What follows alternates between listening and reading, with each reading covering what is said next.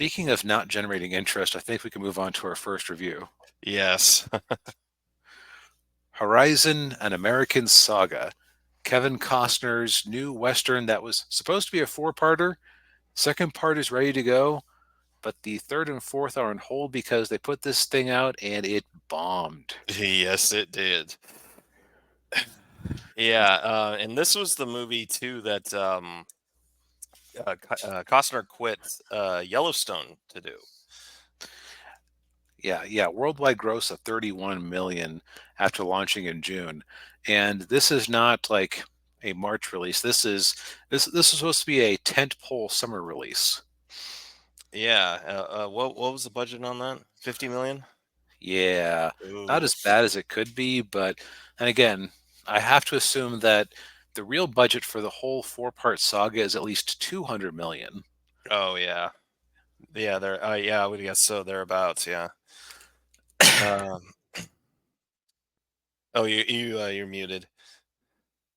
I'm trying to, I was gonna have some Algonquin subtitles like Oh. Oh. Okay.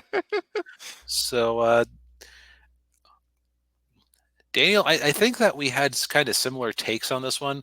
I Mhm. feel very conflicted about it because I wanted to like it more than I did. Yeah. The I would say that the first hour of the movie I thought was really good. It definitely clearly established like obviously the time frame of it. It starts off in 1859, and then we time jump 4 years to 1863. Um, and they establish pretty well that there's this little settlement in Arizona, and it's in was it Apache Yeah. territory? Yep. Yeah, and then the Apaches come and wipe out the settlement. Yeah, and and the opening is interesting because they don't have like an announcer come out the year 1859. They Hmm. they use environmental storytelling, visual cues. They're just very subtle about it, and it rewards close watching.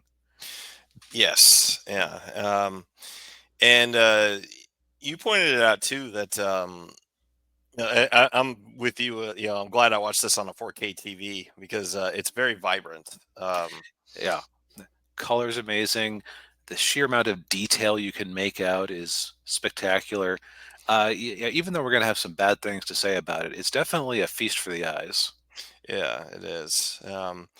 And I could see where Costner was trying to go with it.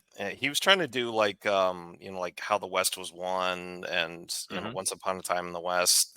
That type of a grand epic western is the the feel that he was going for with it. And at least in the scope of it, it's certainly fits that, but in terms of the storytelling, like not so much because um really, I kind of hate to say it. An hour into the movie is when Costner finally shows up, and that's kind of when it gets shaky. Yeah, because yeah, first hour you establish the conflict with the local tribe because you have a couple of people out there doing some surveying. They have sort of an amusing line where the two Apache boys are saying, what are they doing out there? Oh, it's just some sort of game that the white eyes play. Yeah, And then they proceed to descend upon them. A Catholic priest buries them, leaving two or three crosses. I'm yeah. not. It occurs to me there were only two bodies that he found, right? I think there were three. Were there three? Okay. Yeah, I was trying to thinking, oh, is there a mystery with the third cross there? I guess not. No. yeah, But so you have that opening. You cut to the present 1863, yeah. and you have this very well done raid on this community there. Yeah. Yeah, and you kind of establish like a lot of the people who are living there. You've got the one family, the Kittredge family, was kind of the main focus of on this part of the film. And the wife and the mom is played by Sienna Miller, who's she's actually a British actress, and she's been Oh, in. She was on a TV show that my family and I watched in the early 2000s called Keen Eddie. It's a very obscure TV show. yeah, no, I never even heard of it. Yeah, I would be surprised if he had. Um, and so yeah, so the what ends up happening is their house gets a bunch of the sellers go to their house and hold up in there, but then of course the Apaches set fire to the roof, and then bad things happen, and then she and the daughter go into this hiding hole underneath the house. Right, Uh, almost like a root cellar or something. yeah, and they survive, but unfortunately, her husband and their son don't make it. Yeah, it's kind of horrifying how they survive because they have to like take a was it a gun barrel or a Yeah, it's a gun pipe, barrel. a Yeah, gun barrel, and poke a hole up so they could just breathe because it yeah, collapsed on them. yeah, and what also happens too is one of a kid from there manages to get on a horse and rides out to the nearest U.S. military outpost to get help, and then they get there. Of course, by the time they get there, it's too late. Right. Which the local captain or lieutenant or whatever he was is very clear. You are sold a bill of goods. This area is indefensible because of the terrain. The Apache know this. Whoever sold you this land knows this. We'll give you an escort out of here, but if you choose to stay around, the military cannot save you. Right? Yeah. And that was Sam Worthington was the Oh, right. I knew he seemed familiar. yeah, He is yeah, the people will know him probably best from Justified. yeah, and Avatar. Wait, am I thinking? I'm thinking of the wrong guy. That was Oh, Timmy. you're I'm thinking thinking Timothy Oliphant. Timothy Olyphant. Yeah, yeah. Wasn't he in this one too, or am I thinking? I know we watched something that had him in it recently. Well, I watched that Terminator animated series. Oh, He's the that voice okay. of the Never Terminator. mind. I'm being dumb. That's Here's the right. thing: Sam Worthington leaves so little taste in the mouth that if you told me it was any other sort of journeyman actor, I would have believed you. Yeah. But Um, yeah. yeah. Um, and then so it seems like we've established a lot of elements for a really cool ending fight, right? Right. Or ending end game for this because you've got the young boy who's been traumatized by the events, who's out. He basically ends up joining a posse and is out for revenge. Hmm. Um, you've got the wife and daughter who have survived the horrific of the Kitteridges, who have survived this horrible incident and Yeah. are trying to be on the mend. You've got the local military captain trying to hold things together in the middle, Hmm. and then you've got a renegade brave, I guess you'd call him, or war chief. Not Yeah. he's not war chief. He's not the chief. He's like this, basically a guy who's like, hey, the Westerners are coming in, and uh, we don't care for that, so we have to fight back.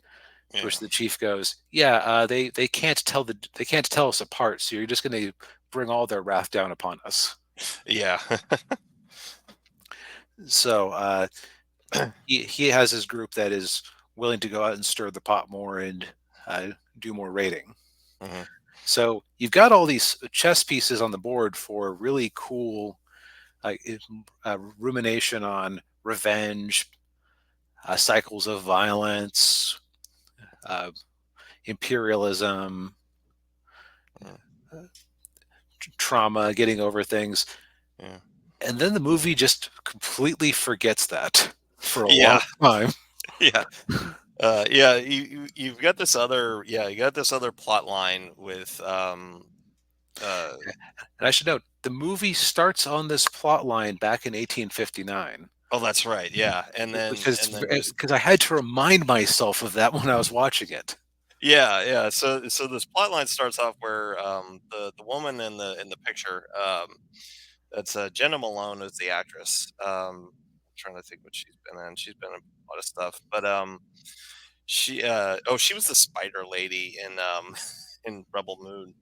Um, Oh, yeah.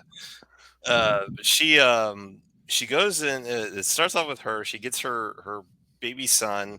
She shoots her baby daddy, um, presumably because he's a jerk, and then rides away. And then the guy's two sons have to go find her, and then we forget all about them for an hour.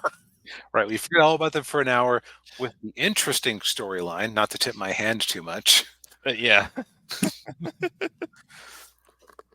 yeah, and then they, we cut to that happened in Montana, and then we cut to Wyoming, and that's where we meet Costner, who shows up with a bunch of other people who are like horse guys, I guess. Horse traders, yeah. Horse traders, yeah. Um, who is Kevin Costner? What's he doing, and why is he there? Well, to quote Critical Drinker, don't know. Yeah. He has kind of stumbled into this family squabble. Yeah, And where the first hour of the movie had a lot of quiet moments, a lot of brutal action, a lot of awesome scenes. The second hour is yeah, is the nicest way I can put it. Because I can't think yeah, of a single conversation in that hour that was actually interesting. You have this young woman who is a lady of the, well, not lady of the evening because she goes out and tries to get her Johns in the day. So lady of the day, I guess. oh yeah. She's a town bicycle. Yes. Uh, uh, and she's out there looking. She's living with her sister, who is the sister the woman in on the poster there. I Yeah, wasn't quite. Yeah. yeah, that's her. It's like she's living with her, and it's not her husband. At least I don't think they're married. He just seems. I'm gonna be very mean here. Uh, the guy is kind of the beta buck that she ended up with, Pretty much, yeah. and and they talk. They just Yeah, yeah, yeah, like there is a very long scene where you establish the lady of the morning's rivalry with the town telegraph operator. Like, and she accuses him of not being literate or something. yeah, yeah. And Like, yeah, I think that was supposed to be charming? Question mark. yeah. Yeah, and then there's this whole sequence where she's trying to, convince Costner to come up to the house, to her house, later in the day, and that's leads me to believe that, yeah, I know a lot of people have said this is like a passion project for Costner, but I'm beginning to think it's more of a vanity project. Except that a vanity project, like you'd expect the vain person to be in the movie before the first hour comes up. That's You, true. Yeah, it's weird. It's like his character feels like a non-entity, and I think it's because after that opening and setup of this three-way drama between the settlers, the Apache, and the army, it's like, yeah, what the hell is this? Is kind of your reaction. yeah, And there's a very, and then those plots just get carried on. Like, we do eventually remember that the little boy is being brought along on this violent group that is out to get some scalps as revenge. Uh, you mhm, do find out what happened to the woman's baby daddy and his sons trying to track her down. You yeah, do find out you do find out what happened to the Kitteridges as they recover, but it's yeah. just presented in this way that it's not movie pacing. Right. No, a lot of people pointed this out, that this would have been better as a streaming series than a movie, because Right, it's paced that way. Yeah. right. It's broken up into it. They even have some things repeat a few times in ways that would make like I'll give an example. So the observation is made on two different occasions by two different people that you can't tell where a scalp came from. So Yeah. this, like, Sam Worthington's character is talking with the posse that's out for revenge, and he's like, it occurs to me that you can't really tell a Apache scalp apart from a Yuma scalp apart from even a Mexican scalp if you're of a mind to it. Yeah, and you can't tell if it's a man, a woman, a child. Yeah. Yeah. And then later on in the movie, you have in the middle of a rainstorm, you have the posse around a campfire, and somebody basically makes the same observation, just in a way that's like, yo, this is hard. We should just we should just take the easy way out. Yeah, yeah. That's in under normal circumstances, that would be a movie that would, or that would be a scene that would end up on the cutting room floor to try to, you know, cut down the running time a bit. Right. And the thing is that you can have that sort of echo in a story. In fact, it can be a very nice callback. And it's just that it can't be the same length both times. Hmm. Like I could even see, like, hey, remember that conversation y'all were having with the captain about what? The scalps. Boys are starting to get restless. I'm thinking that maybe we take the captain's advice, Yeah. even though he didn't mean it as advice. But yeah. Right. Yeah. So I think that would be a way to go about it. Um, but here's the thing: if it was a streaming show that was coming out weekly, that Mhm. would have actually been a helpful reminder at the start of episode 4, Right. Yeah. because this is a 3-hour movie that you could easily turn into 3 or 4 TV or streaming episodes, depending on how you decide to cut it up. Yeah. I mean, let's see, like 3 hours. Eh, Let's say you do like 45-minute episodes. right? Maybe like you make the first hour its own episode because you're doing a lot of setup there. Yeah, you could do like 3 or 4 episodes, I think. Yeah. And then, like, the second episode would be the stuff in the small town, and it wouldn't feel as abrupt and like it's taking you away from what you care about, because new episode, new expectations. Right. Yeah. Yeah. I think. I mean, I'm very torn with it. Yeah. I think this could have been a lot better if the stories had been a little more um, interconnected. I think, as Hmm. opposed to them being just almost separate plot lines. Now, it could very well be that do start interconnecting in either the next one or possibly 3 or 4 if they make those. Yeah, I honestly think that their best approach at this point would be to scrap the idea of putting it out in theaters, or maybe you like make it a Fathom event. But then you just take the elements and you turn it into a HBO series, because this could be a very good HBO series. Oh yeah, I think so. Yeah.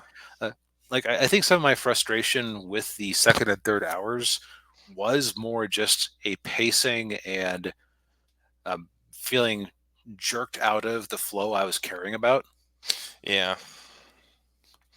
than it necessarily being bad. On the other hand, I do feel like some of the conversations in the second hour and third hour were a bit on the nose, question mark. Yeah. Of course, again, I'm trying to remember all of them. Of course, there's another plot line we forgot to mention, which is the one in, I think they're in Kansas, where you got this caravan of settlers going through, uh, Oh yeah, led with by, like the British family, and yeah, the other Kittredge family. not the kid rich. He had this British couple. Right. Yeah. Yeah. And Luke Wilson is like leading them. Oh yeah. Okay, I'm going to admit something that is going to Mhm. sound really silly. I had actually been under the misapprehension that that was like, for a while there, that was like the military guiding the people out of Horizon who didn't want to be there anymore. Oh. That now makes much more sense. I missed the whole Kansas connection. Yeah, yeah. Well, I think it said on the when they showed the caravan, I think it said Kansas territory. Okay, so I Yeah. must have been looking away at that point because I'm not gonna lie. After like when I was jolted out of it, I was occasionally watching distracted. Oh, yeah. Although it seemed a little weird because it said it was Kansas, but it's very hilly and mountainy for Kansas. Hmm. Um, Interesting. I've driven through Kansas, by the way. When they say it's flat as a pancake, they're not lying. It's flat. Yeah, I don't know. Maybe the Kansas territory encompassed some modern states that are a bit more mountainous. Oh yeah, maybe like Colorado or You know, yeah, I don't know the borders of the original Kansas territory. yeah. I'm trying to remember who. Well, regardless, that I think the issue is that you have some fine storylines that would be totally suited to a Western, but they drag each other down. Yeah. The reach exceeds the grasp, at least in the series, or excuse me, in the form of four movies. Hmm. I think they should take what they have, retool it into an HBO Max series, and again, I think there's nothing wrong with doing a Fathom event where you come out with the parts Movies. Yeah. as movies, but to make a little bit of extra money. But like, and we forgot the weirdest part, which is you hit the end of the movie, and there's like a 10-minute montage of next time on Horizon, Yeah. Well, they don't even say next time on Horizon. They just start playing it, and it's like, what? What and is this? it was jarring, even though I knew that that's exactly what they did. I Yeah. just had underestimated how long that section would go on for. Yeah. Same here. Yeah. I'm like, yeah. I'm watching it going by, and I'm like, okay, well, how much longer do I have The to? hell is this? Yeah. It's just, Yeah. oh well. Yeah. So I don't think I can recommend this. No, I can't either. And I will probably not be watching part two unless Yeah, unless we hear something amazing, or unless, if they chop it up into the format that the writing and editing already seems to want to be. Yeah. Who knows? Maybe Kevin Costner just got too used to playing Yellowstone and forgot how to write movies. Yeah, maybe.